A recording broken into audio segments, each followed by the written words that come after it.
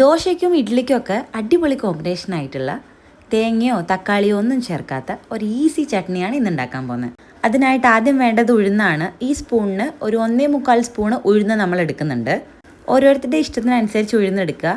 ഇനി ഇതിലേക്ക് 2 ചുവന്നമുളകും കൂടി ഇട്ട് കൊടുക്കുക. ഇനി ഇതിലേക്ക് ഒരു സവാള ചെറുതായിട്ട് കട്ട് ചെയ്തതും കൂടി എടുത്തു വയ്ക്കുക. ഇത്രയും സാധനങ്ങളാണ് ഈ ചട്നി ഉണ്ടാക്കാനായിട്ട് നമുക്ക് വേണ്ടത്. അടുപ്പിൽ ചട്ടി വെച്ച് നല്ലോണം ചൂടായി കഴിയുമ്പോൾ വെളിച്ചെണ്ണ ഒഴിച്ചു കൊടുക്കുക. ആദ്യം നമുക്ക് ഈ ഉഴുന്നിനെ ഒന്ന് ചെറുതായിട്ട് മൂപ്പിച്ചെടുക്കാം. ഉഴുന്നും മുളകും കൂടി ഒരുമിച്ചാണ് ചട്ടിയിലേക്ക് ഇട്ട് കൊടുക്കുന്നത്. കുറച്ച് സമയമെടുത്ത് ചെറിയ തീയിൽ വെച്ച് ഇളക്കി ഉഴുന്നിൻ്റെ കളറൊക്കെ ഒന്ന് മാറി വരുന്നത് വരെ കുക്ക് ചെയ്തെടുക്കുക. ഒരു ലൈറ്റ് ബ്രൗൺ കളർ ആവുന്നത് വരെ മാത്രം ഇങ്ങനെ ഇളക്കി കുക്ക് ചെയ്തെടുത്താൽ മതി. ഉടനെ തന്നെ വാങ്ങി വയ്ക്കുക, ഇല്ലെങ്കിൽ കരിഞ്ഞു പോകും. നമ്മളിവിടെ ചുവന്നമുളക് ചേർത്തിരിക്കുന്നത് എരിവിന് വേണ്ടിയിട്ടാണ്. നല്ല എരിവുള്ള മുളകായതുകൊണ്ടാണ് 2 എണ്ണം എടുത്തിരിക്കുന്നത്. ഓരോരുത്തരുടെയും എരിവിനനുസരിച്ച് മുളകിൻ്റെ എണ്ണം കൂട്ടുകയും കുറയ്ക്കുകയും ചെയ്യാവുന്നതാണ്. ഉഴുന്നിൻ്റെ കളറൊക്കെ മാറി കുക്കായി വരുമ്പോൾ ഒരു നല്ല മണം വരും. ആ സമയത്ത് നമുക്കിത് വാങ്ങി വയ്ക്കാം. ഇപ്പോൾ കളറൊക്കെ മാറി നല്ലോണം ആവശ്യത്തിന് കുക്കായിട്ടുണ്ട്.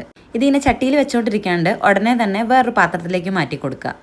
ഇനി ഇതേ ചട്ടിയിലേക്ക് കുറച്ചും കൂടി വെളിച്ചെണ്ണ ഒഴിച്ചു കൊടുത്തിട്ട് നമ്മൾ കട്ട് ചെയ്ത് വെച്ചിരിക്കുന്ന ഉള്ളി ഒന്ന് കുക്ക് ചെയ്തെടുക്കാം. നമ്മളിവിടെ സവാളയാണ് എടുത്തിരിക്കുന്നത്. ഇതിനു പകരം ചെറിയുള്ളി ആണെങ്കിലും നല്ല ടേസ്റ്റ് തന്നെയാണ്.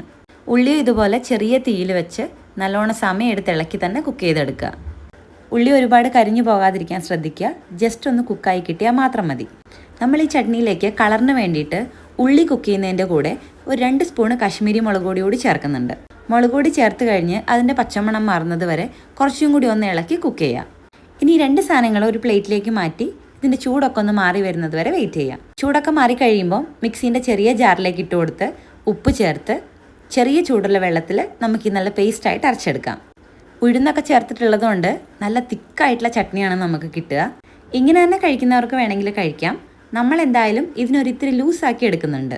ഇനി നമുക്കിതിലേക്ക് കടുക് പൊട്ടിക്കാം. അതിനുവേണ്ടി ചട്ടി വെച്ച് എണ്ണ ഒഴിച്ച് ചൂടാകുമ്പോൾ കടുക് ഇട്ട് കൊടുക്കുക. കടുകൊക്കെ നല്ലോണം പൊട്ടിക്കഴിയുമ്പോൾ ഇതിലേക്ക് ഒരു 1-2 ചുവന്നമുളക് കട്ട് ചെയ്തിട്ട് ഇട്ട് കൊടുക്കുക.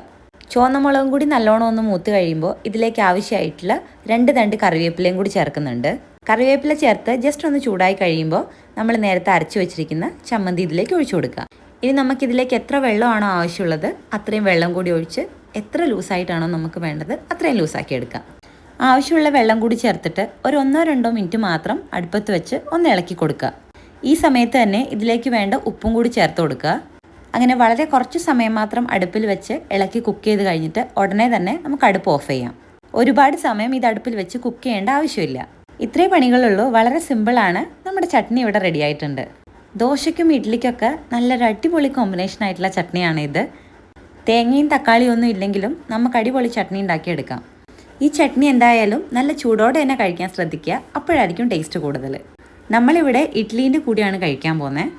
ഇഡ്ഡലിയും ദോശയൊക്കെ കഴിക്കുമ്പോൾ നമുക്ക് കുറച്ച് ലൂസായിട്ടുള്ള ചട്നി തന്നെ വേണം. അതുകൊണ്ടാണ് നമ്മളിതിൽ വെള്ളം ചേർത്ത് ലൂസാക്കിയിരിക്കുന്നത്. അപ്പോൾ വീഡിയോ കണ്ട് ഇഷ്ടമാവുകയാണെങ്കിൽ, നമ്മുടെ റെസിപ്പി ഇഷ്ടമാവുകയാണെങ്കിൽ എല്ലാവരും എന്തായാലും ട്രൈ ചെയ്ത് നോക്കണം കേട്ടോ. വീഡിയോ ഇഷ്ടമാവുകയാണെങ്കിൽ ചാനൽ ഒന്ന് സബ്സ്ക്രൈബ് ചെയ്ത് സപ്പോർട്ട് ചെയ്യാനും കൂടി മറക്കല്ലേ. അപ്പോൾ എല്ലാവർക്കും താങ്ക് യു.